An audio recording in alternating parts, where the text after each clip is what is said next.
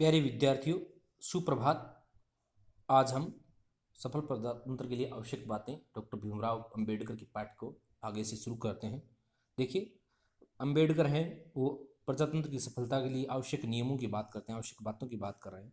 तो उनमें से अगली बात, एक और बात बता रहे हैं। अभी तक 4 विषयों पर बात हो चुकी है, अगला विषय बता रहे हैं कि प्रजातंत्र की सफलता के लिए एक और बात है जो अत्यंत आवश्यक है। क्या जरूरी है कि अल्पमत पर बहुमत का अत्याचार है, कि जिस दल की सरकार उसके पास में बहुमत होता है और जिस दल की सरकार नहीं होती है उसके पास में अल्पमत होता है। तो कहीं ऐसे इतनी निरंकुशता ना आ जाए बहुमत के पास कि वो अल्पमत का ध्यान ही न रख पाए, अल्पमत का शोषण करता रहे। ऐसा नहीं होना चाहिए। सम्मान महत्व सभी को दिया जाना चाहिए। अल्पमत का हमेशा ये विश्वास बना रहना चाहिए कि यद्यपि शासन की बागडोर बहुमत के हाथ में है तो भी अल्पमत को हानि नहीं पहुंच रही है और अल्पमत पर कोई अनुचित प्रहार नहीं किया जा रहा है। कि अल्पमत जिसके पास में सरकार में है नहीं, उस दल का भी, उस दल के लोग, उस दल को मतदान करने वाले व्यक्तियों के अधिकारों का शोषण नहीं हो सकता। क्योंकि अगर बहुमत दल है वो अपने ही कार्यकर्ताओं का अगर ध्यान रखेगा और अपने कार्यकर्ताओं के अलावा किसी का ध्यान नहीं रखेगा तो उस राज्य का कभी भी पूर्ण विकास नहीं हो सकता। इसलिए अल्पमत और बहुमत को, इस बात का हमें विशेष रूप से ध्यान रखना चाहिए कि ऐसा नहीं हो। यह एक ऐसी बात है कि जिसका ब्रिटेन की पार्लियामेंट में बहुत ख्याल रखा जाता है कि ब्रिटेन में विपक्षी दल को भी समान महत्व दिया जाता है। जैसे वेतन और भत्ते बहुमत दल के नेता को मिलते हैं, वैसे ही विपक्ष दल का जो नेता होता है उसी को वही सुविधाएं दी जाती हैं। आप में से काफ़ी लोगों को इंग्लैंड के 1831 के चुनाव के परिणाम याद होंगे। उस समय श्री रेमजे मैकडोनाल्ड ने मजदूर दल से त्यागपत्र दे दिया और एक राष्ट्रीय सरकार की स्थापना की थी। कि एक दल से त्यागपत्र देकर के अलग ही अपने आप में एक सरकार की स्थापना की थी। चुनाव आया तो जिस मजदूर दल के मैं समझता हूं कि 150 सदस्य थे, 650 की कुल सदस्य संख्या में से केवल 50 रह गए और वाल्डविन प्रधानमंत्री बने। तब मैं वही कहता था, लेकिन मैंने कही एक बार भी कही यह नहीं सुना कि मजदूर दल ने, इन 50 जनों के अल्पमत ने, जो अनुदार दल के बहुमत की तुलना में बहुत ही अल्पमत था, ये 650 में से 50 सदस्य बचे थे, 600 उसके पक्ष में चले गए थे, लेकिन कभी भी उन्होंने, उन 600 व्यक्तियों के दल ने उस 50 व्यक्तियों के दल का शोषण नहीं किया। कभी इस बात की शिकायत भी की हो कि उन्होंने उनके बोलने के उचित अधिकार से वंचित रखा गया या विरोध करने का अवसर नहीं दिया गया अथवा प्रस्ताव उपस्थित करने की सुविधा नहीं थी। अब जरा आप अपने पार्लियामेंट की ओर देखें कि कहीं हमारे देश में भी ऐसा होता है क्या। अगर वर्तमान परिप्रेक्ष्य में देखा जाए तो भारत में ऐसा नहीं हो रहा है। विपक्षी दल की आवाज़ को सुना ही नहीं जा रहा। वो अलग विषय है, अलग अलग सिस्टम है, अलग अलग दलों का अलग अलग विषय होता है, लेकिन ऐसा होना चाहिए। तभी प्रजातंत्र की सार्थकता है वो सफल हो सकती है, वरना तो प्रजातंत्र के नाम मात्र का प्रजातंत्र ही सिद्ध हो पाएगा। अब जरा आप अपनी पार्लियामेंट की ओर देखें। यह जो विरोधी पक्ष के लोग लगातार निंदा का प्रस्ताव या कार्य स्थगित करने का प्रस्ताव लाते रहते हैं, मैं उसका समर्थन नहीं करता, लेकिन तब भी आपने इस बात की ओर ध्यान दिया होगा कि चाहे निंदा का प्रस्ताव हो या चाहे कार्य स्थगित करने का प्रस्ताव, ही कभी किसी प्रस्ताव शायद ही किसी प्रस्ताव पर विचार विमर्श हुआ होगा। कि भारत की संसद में कभी बंद कर दिया जाता है, कभी वॉकआउट हो जाता है, कभी कैसे ही, कभी विरोध में प्रस्ताव ले आते हैं। कहने का विषय यह है कि विपक्षी दल है वो अपने मुद्दों पर चर्चा करना ही नहीं चाहता है, सरकार है वो उस विपक्ष के साथ में बहस का विषय रखना ही नहीं चाहती है, तो कभी भी उस देश की प्रजातंत्र की सार्थकता है वो सफल नहीं हो सकती। मुझे इससे काफ़ी आश्चर्य हो रहा है, जब मैं ब्रिटेन की पार्लियामेंट के वाद विवाद की रिपोर्ट पढ़ता हूँ तो मुझे एक अवसर नहीं दिखाई देता जब अध्यक्ष ने किसी कार्य के स्थगित करने के प्रस्ताव पर विचार करने की अनुमति ने दी हो। कि वहाँ हर व्यक्ति को अपने विचार रखने की स्वतंत्रता पूर्ण रूप से दी जाती है, लेकिन हमारे यहाँ ऐसा नहीं होता है। पहले से ही निर्धारित करना पड़ता है कि कोई प्रश्न पूछना चाहेगा तो आज जैसे कहा है कि मैं प्रश्न पूछना चाहता हूं तो उसको शुक्रवार और शनिवार को 2 दिन का ही समय दिया जाता है। उस दिन अगर कोई पूछ सकता है। आज अगर आप लगाते हैं, मान लो सोमवार को लगाते हैं, तो शुक्रवार को दोपहर के बाद या शनिवार के दिन दोपहर के बाद ही प्रश्न रखने का अधिकार है, बाकी दिन प्रश्न ही नहीं किए जा सकते भारतीय संसद में। तो ऐसा नहीं होना चाहिए, सभी को अपनी बात रखने का, कभी भी किसी भी अवसर पर अपनी बात रखने का अधिकार होना चाहिए।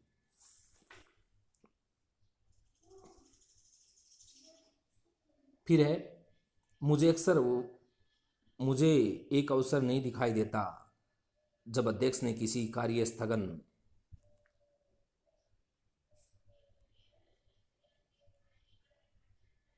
स्थगित करने के प्रस्ताव पर विचार करने की अनुमति न दी हो। हाँ, यदि सरकारी आज्ञा ही हो तो। दूसरी बात है, जब मैं बम्बई विधानसभा सदस्य था तो हमारे मित्रों में से कुछ जी श्री मोरारजी देसाई, श्री मुंशी तथा खरे और दूसरे कुछ लोग सत्तारूढ़ थे जो सत्ता में थे, उन्होंने एक बार किसी काम रोको प्रस्ताव पर चर्चा नहीं होने दी। या तो हमारे मित्र श्री मावलंकर जो उस समय अध्यक्ष स्पीकर थे उसे विधान बाह्य कहकर होने दी, विधान बाह्य कहकर सहायक हो जाते थे, या जैसा उन्होंने स्वीकार किया मिनिस्टर विरोध कर देते थे। आप जानते हैं कि जब एक मिनिस्टर विरोध कर देता है तब क्या करना होता है, उस दल की सरकार गिरने की संभावना होती है।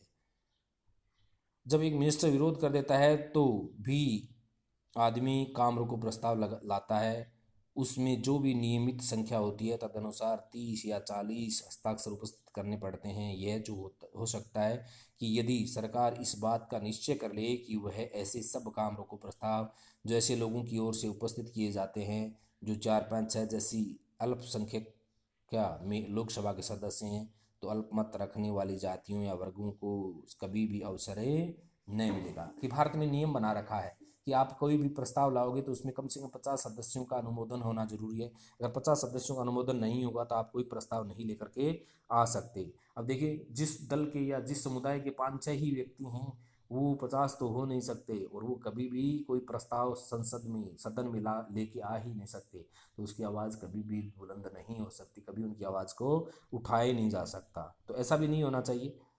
तो अल्पमत रखने वाली जातियों और वर्गों के सभी कभी भी ऐसा अवसर नहीं मिलेगा कि वे अपनी भावनाओं की अभिव्यक्ति कर सके। इसका परिणाम क्या होता है, इन अल्पमतों में इस प्रकार की विधान विरोधी विद्रोही भावना पैदा होने लगती है। इसलिए यह आवश्यक है कि बहुमत कोई ऐसा काम न करे जिससे अल्पमत के प्रति उसका निरंकुश व्यवहार कहा जा सके। कि ऐसा भी नियम नहीं होना चाहिए, ऐसा भी कोई विधेयक नहीं होना चाहिए कि जिसमें निश्चित संख्या हो तभी ऐसा हो। हाँ, ऐसा निर्धारित कर दिया जाए कि इस दल के किसी व्यक्ति को कोई समस्या हो, चाहे उसकी संख्या कितनी भी हो, 1 हो या 50 हो या 100 हो, वो अपने प्रस्ताव को रख सकते हैं। ऐसा भी नियम होना चाहिए। अगर आप निश्चित 1/10 का निर्धारण कर देंगे, जैसे 50 होता है 1/10, भारतीय संसद में ऐसा प्रस्ताव है कि कम से कम 50 सदस्य किसी प्रस्ताव पर हस्ताक्षर करेंगे, उसके मत में समर्थन करेंगे तो ही वो प्रस्ताव संसद में रखा जा सकता है, वरना नहीं रखा जा सकता। तो जिस दल के 50 सदस्य ही नहीं हुए, जैसे वर्तमान में कांग्रेस के 43 सदस्य हैं, तो ऐसा कांग्रेस कभी कर ही नहीं पाएगी। इसलिए विरोध की बात है,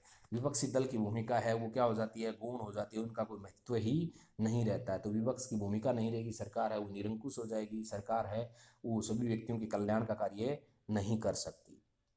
मैं एक ही बात कहूँगा और उसके बाद अपना भाषण बंद कर दूंगा। अब अम्बेडकर अंत में एक बात और कहना चाहते हैं कि प्रजातंत्र की सफलता के लिए आवश्यक है कि समाज नैतिक नियमों का पालन करे, कि कानून संविधान जो बनाए गए, नियम जो बनाए गए, उनकी पालना होनी चाहिए, तभी तो उस संविधान की, उस प्रजातंत्र की सार्थकता है। अगर उनकी अवहेलना करके, संविधान का उल्लंघन करके अगर कोई कार्य किया जाता है तो वो कभी भी सफल प्रजातंत्र का गुण नहीं हो सकता।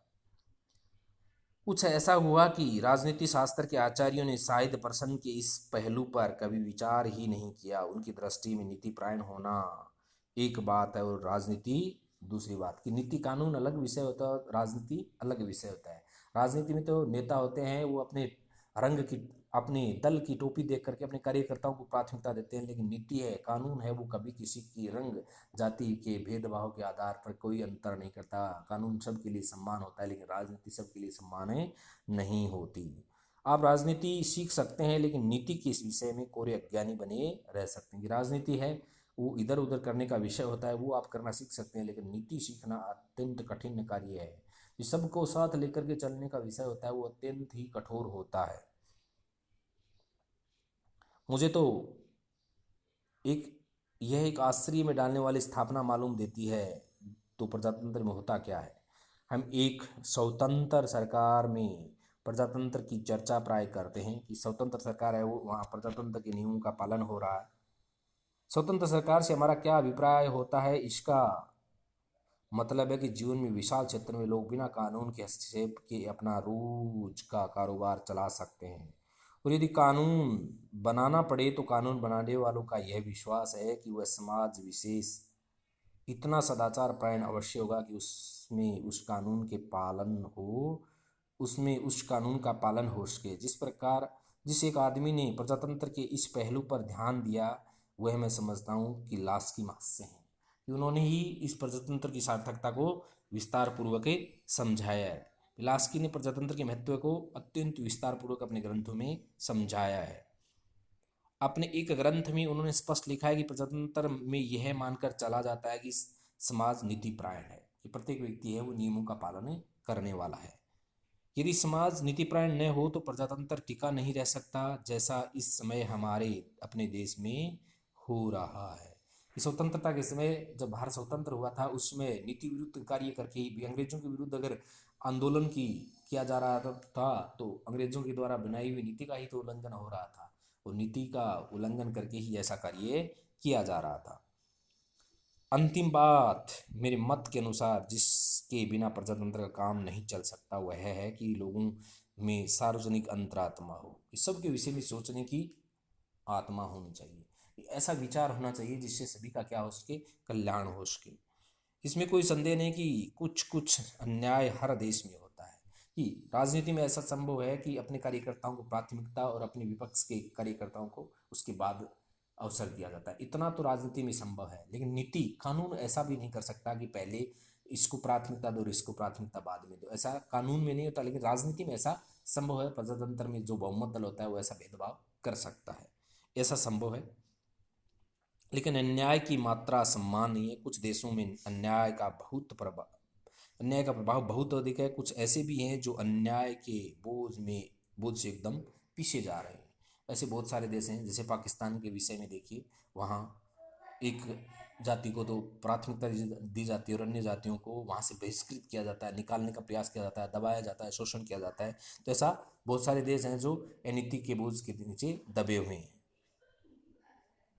कुछ देशों में अन्याय का प्रभाव बहुत अधिक है। कुछ ऐसे भी देश हैं जहाँ अन्याय के बोझ से एकदम पीछे जा रहे हैं। बिना किसी कठिनाई के हम इंग्लैंड के यहूदियों की बात ले सकते हैं।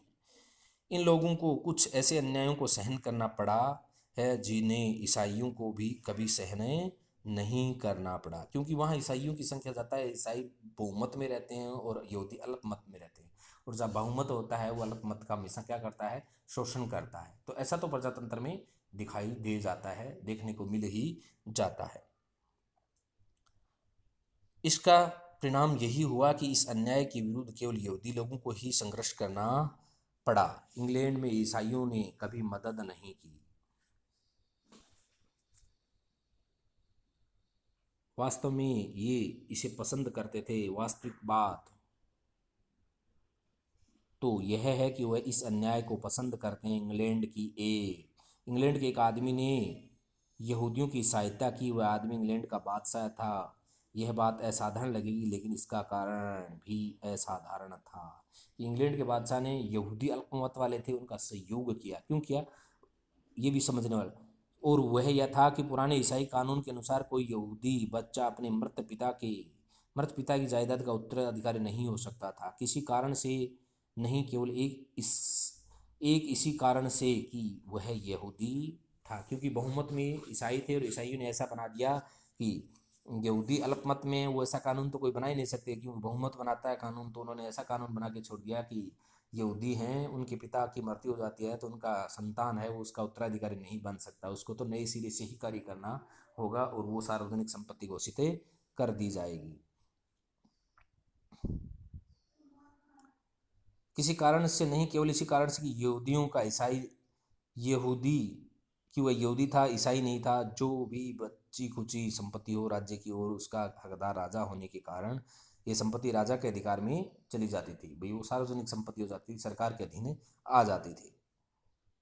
राजा को यह सब अच्छा लगता था, यह प्रसन्न था। वह प्रसन्न था जब किसी एक मृत यहूदी की संतान अपना प्रार्थना पत्र लिए राजा के पास पहुंचती थी तो राजा उसके उनके मृत पिता की जायदाद में से थोड़ा सा कुछ उनको दे देता था और शेष अपने लिए रख लेता था। लेकिन जैसा मैंने कहा कि कभी किसी अंग्रेज ने यहूदियों की मदद नहीं की और यहूदियों को अपनी मुक्ति के लिए स्वयं संघर्ष करना पड़ा। विशोषण होने लगा और शोषण का शिकार होकर के यहूदियों ने संघर्ष का रास्ता अपना लिया। सार्वजनिक अंतरात्मा में के होने या न होने का यह एक उदाहरण है कि कैसे बहुमत है वो अल्पमत को कैसे दबाता है, कैसे उनके अधिकारों का हनन करता है। सार्वजनिक अंतरात्मा उस अंतरात्मा को कह सकते हैं कि हजार जो हर अन्याय को देखकर विचलित हो उठती है। सार्वजनिक अंतरात्मा वो होती है जो सबके विषय में सोचती है और किसी का भी शोषण होता है तो उसके हृदय में दुख उत्पन्न हो जाए। वह इस बात की परवाह नहीं करती कि उस अन्याय का शिकार किसे होना पड़ रहा है। इसका मतलब हुआ कि चाहे उसे व्यक्तिगत रूप से उन अन्यायों से कष्ट होता हो या न होता हो, जो कोई भी उस अन्याय का भाजन हो, उसे उस अन्याय से मुक्ति दिलाने के लिए उसकी कंधे से कंधा मिलाकर खड़ी हो जाती है। अंतरात्मा, सार्वजनिक अंतरात्मा वही होती है जो दुखी होता है उसका सहयोग करके उसके साथ खड़े होकर के संघर्ष करने की प्रेरणा उत्पन्न करती है। और यही इंग्लैंड के बादशाह ने किया कि यहूदियों के अधिकार का हनन हो रहा था, कि ईसाइयों के लिए तो ऐसा नियम नहीं था और यहूदियों के लिए ऐसा नियम था, तो उन्होंने यहूदियों के लिए ऐसा कार्य किया और उनके साथ खड़े होकर के उनके अधिकारों की रक्षा की।